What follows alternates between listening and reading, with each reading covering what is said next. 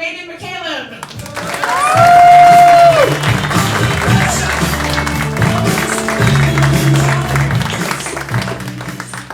Oh, buckle up. She's had one baby? That is light work. I have given birth to 5 babies. I know a lot of people are like, whoa, Megan, that's a lot of kids, but it all seems to be Mormon. So I always feel like I'm way behind on my procreation quota.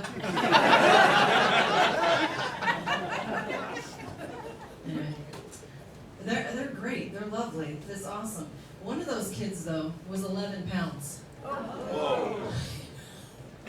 When he was born, you understand this, right? Yeah, so, yeah, I mean, where once remained this tight little is like just the cavernous sadness and your body changes a lot. I mean, that's part of it. You gotta have getting all the nice padding and stuff as you're growing the baby, and then you shrink down. It's like an accordion of bodiness. I eventually had to come to grips with my loose skin, my stretch marks. When I went and I got a spray tan, looked like a set of mini blinds.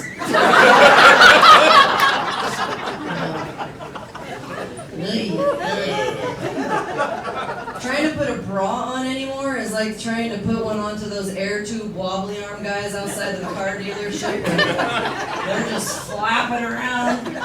Only it's like at the end of the shift, they were like, Roger, go ahead and shut it down for the night. It's like, just kind of scoop them up and lasso them in.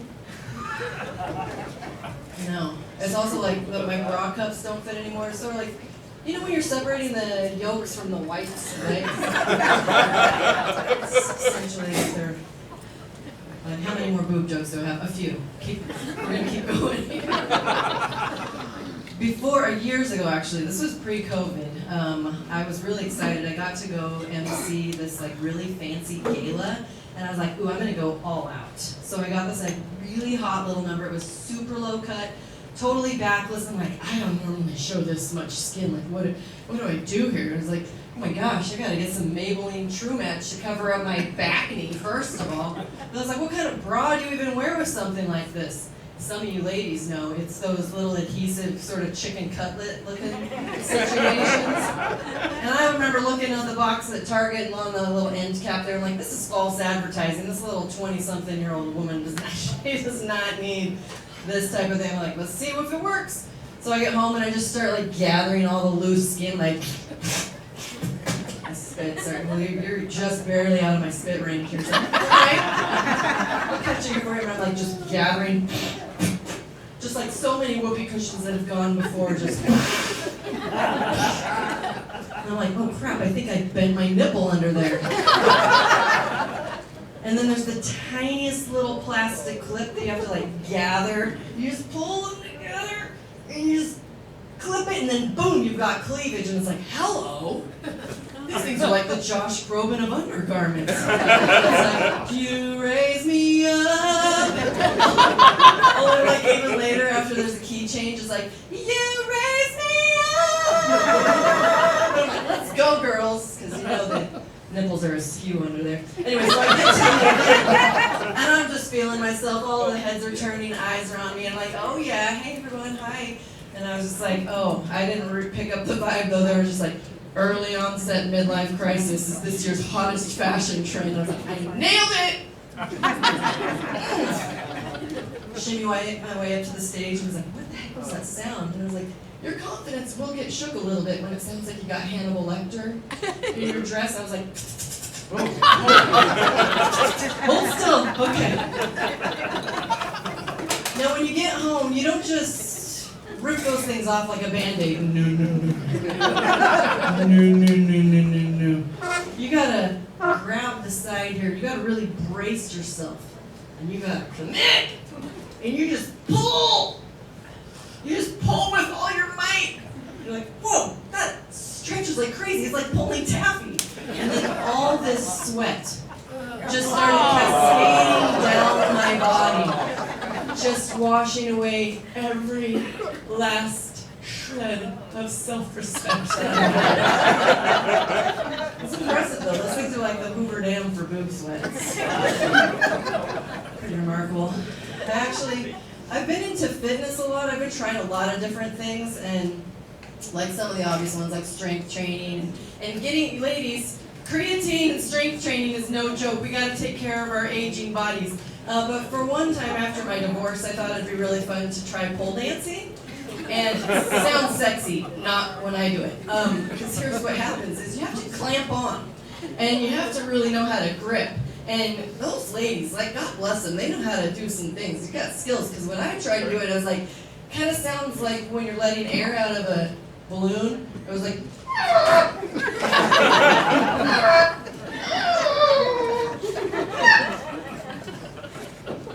climbing back up. I did finally figure out how to do one of those like upsy downsy tricks where you like crisscross your legs. I was like, oh, this is awesome, until I was like suddenly like getting hit in the face with my own slack of my boobs. And like, now I'm like an upside down car wash of flesh and sadness. Some dude was like, oh my gosh, that sounds hot. Do you have your nipples pierced? And I was like, no. Can you imagine? It would make these things like medieval weaponry. I'd be like, it's dangerous. So Jen left out a really important detail, you guys. Once upon a time here in Boise. Any Boise natives from here, by the way? Yeah. That's it? Yeah, I'm a Boise native. Thank you. The rest of you are all from California. I know the joke. I know. Once upon a time here in town, though, I was voted Boise's best local comedian. Whoa. I know, which sounds great. Not the funniest. So I just want to remind you, like, I have to really earn it and just try. Like, what does that even mean? Like, let's just give her that. The best local. Good job. You keep on trying even when you have a hard day. Way to go, man. I'll tell you, sometimes the days are harder to do comedy than the good days in a town like Boise, Idaho, because we don't always have a club. This is an incredible room. We don't always have a club, and we haven't. Oh, yeah, give them a round of applause. We've gone many long, dark seasons without a club, and so we'll sometimes just like throw shows together in little like random venues. And I actually was thinking, okay, well, how do I get the word out there more? And my HOA this one day was like, make sure you guys are all on Nextdoor. And I was like, that sounds fun. They're like, get on there so you know what your neighbors are up to. Get the haps. Any of you guys on Nextdoor? Yeah. I know, they're like, yeah, you go see what's going on in the neighborhood. Just get acquainted with your friends. I was like, cool. I get on there, and then I see there's a place you can do event listings. And I was like, ooh, that sounds great. I'll try that. So it was right before I was doing a show for Valentine's Day, and I was like, come on out to celebrate with laughter and merriment as we celebrate one of life's most challenging topics, love.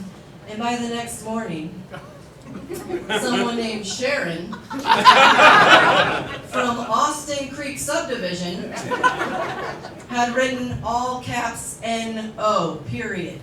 She didn't want to come and laugh. And upon further review, I looked and saw that someone had hearted the no. Rayanne was like, yeah, screw that. And I don't change names when I'm on stage because I'm determined to find Sharon and Rayanne. Occasionally I'm like, oh, well, maybe I'll run into them at a show. And then I'm like, no, I won't. I never will, because we've made it clear that they don't like joy. So they're currently at home on a Saturday night bitching to someone else on freaking Nextdoor. But Nextdoor is kind of a funny place, though, because, like, come on. Like, everyone's just complaining. Everyone is ranty, and it's like, hey, the person driving the beige Prius way too fast through the subdivision, you better slow your roll. Like, yeah, that's exactly where they're going to be getting their information, right? So it's like 98% complaints, and then the other 2% is that one guy who's like, I have someone's cat. Came in through my dog door.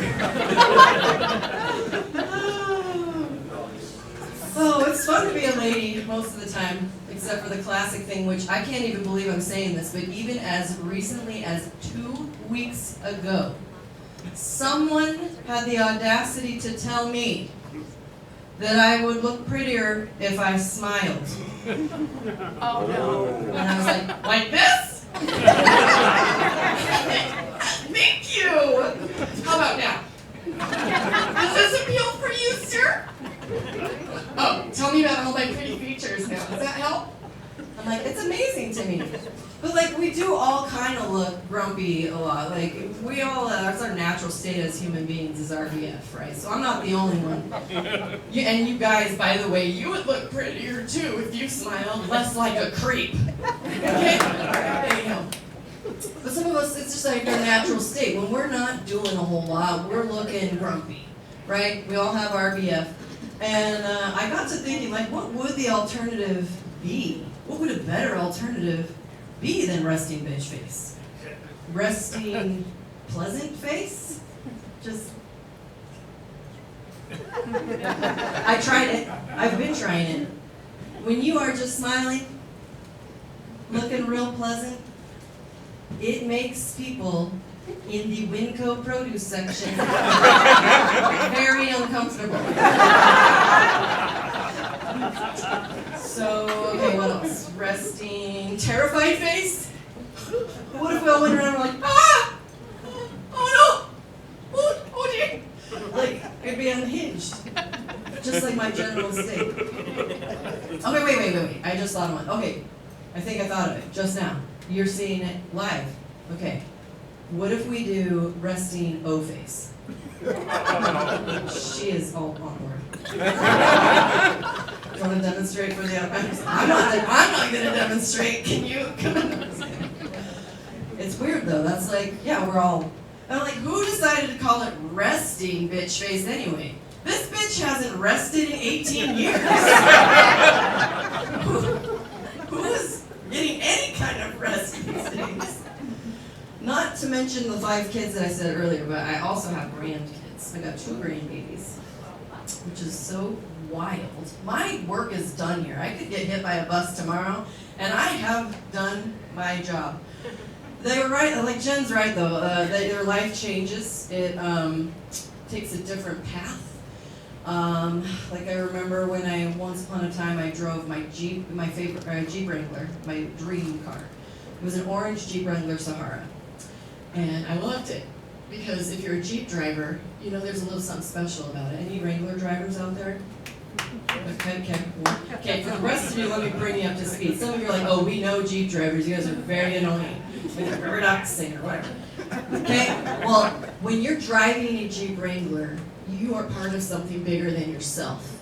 Because you're heading down the road, and when you see another one coming at you, you give them a little...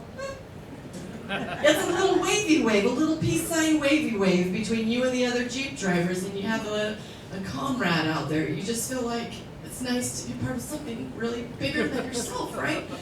And after I got pregnant with my youngest kid, and I had to get a different vehicle, I realized you don't get that same sense of community when you're driving down the road in a 2010 gray Honda Odyssey.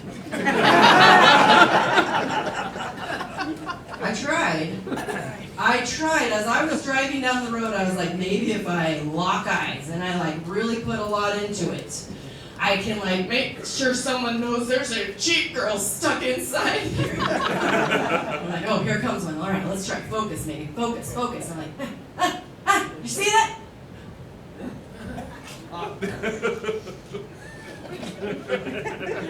He didn't see me. Can anyone see me? No one can see me. And you guys, I have never driven drunk, but I have driven depressed. And to me, that actually feels just as dangerous. That thing was sitting on my driveway a lot of times, just like cooing its siren song at me, this is the new you. And I'm like, no, please. Let me get my Wrangler back. I actually named my youngest child Wrangler, so I would always have Wrangler. I know. He's 9 years old now. He realized when he was about 7, he was like, wait a second, a Jeep is a Wrangler? That's me? And I was like, yeah. He's like, whoa, that's cool. He actually thought it was cool. Worked out really nice. So, I'm trying to date. It's scary. I've been divorced for 8 years. I know, you guys are like, wow, shocking. Who wouldn't want to just take real good care of that crazy lady for the rest of her life? It's a weird scenario, though, to try to be out in the dating world, and I'm going into it very open-minded. But I think it's pretty fascinating how long people stay in relationships. Like, that are not really good for us because that's a close relationship. Or do we have some people that are in happy relationships, married or otherwise? Make some noise. I can't see all.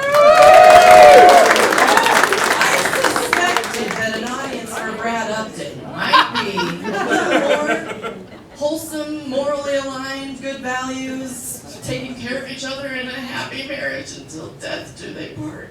Experienced. Anyhow, it's all right. But we don't do that for other things, right? Like if we have one bad experience, we're like, get him out of here, right? We go to a restaurant, it's terrible, and we're like, I can't get to the Google review fast enough to be like, they suck. Or like, we wouldn't give people that kind of grace if we go to our mechanic and be like, oh, I have this really great mechanic, except for when you forgot to put the brakes back on. Or like my trainer at the gym, I'm like, dude, I keep her around, and she's like, well, you would work out more, your body would be more firm if your jaw wasn't the only thing working out, you just talk all the damn time. What? Like a hairdresser, if you had a really great hairdresser, oh, Skyla does a fabulous job, except for that time that she lit my head on fire. Like, yeah, here we are just staying in these relationships, and a lot of it, I think we need to challenge ourselves to be like, well, what could I do better? What? So for me, I look back over my relationships, and I'm like, I think I might have been part of the problem. Take ownership. When I think back on it, it's a lot like I can relate to a Roomba. Because tried a lot of different things, kind of approach things from different angles, kind of just picking up crumbs along the way. No matter what I did, just sucked. Every time, that's all I did, I just sucked nonstop, but not the right, good ways. Maybe I should work on that joke a little bit more. I just don't know what it is. Alright, before I wrap it up here, I think it's probably worth explaining that you do not end up being a divorced, crazy woman, late diagnosed ADHD and depressed, by the way. We didn't even cover all those bases. Recovering Mormon, all sorts of weird things on my roster. You don't become this overnight. No. This is a work in progress. I've been a weirdo my whole life. I was a weird kid. I ate a lot of cat food as a child. What can I say? I love cats. And I was under the impression that eating a large amount of cat food was going to turn me into a cat. And I had no reason to think my sister was lying to me. Obviously it didn't work. Turns out the side effects took a little bit longer. As I've grown into an adult, I can see a little more each day that I've turned into a cougar.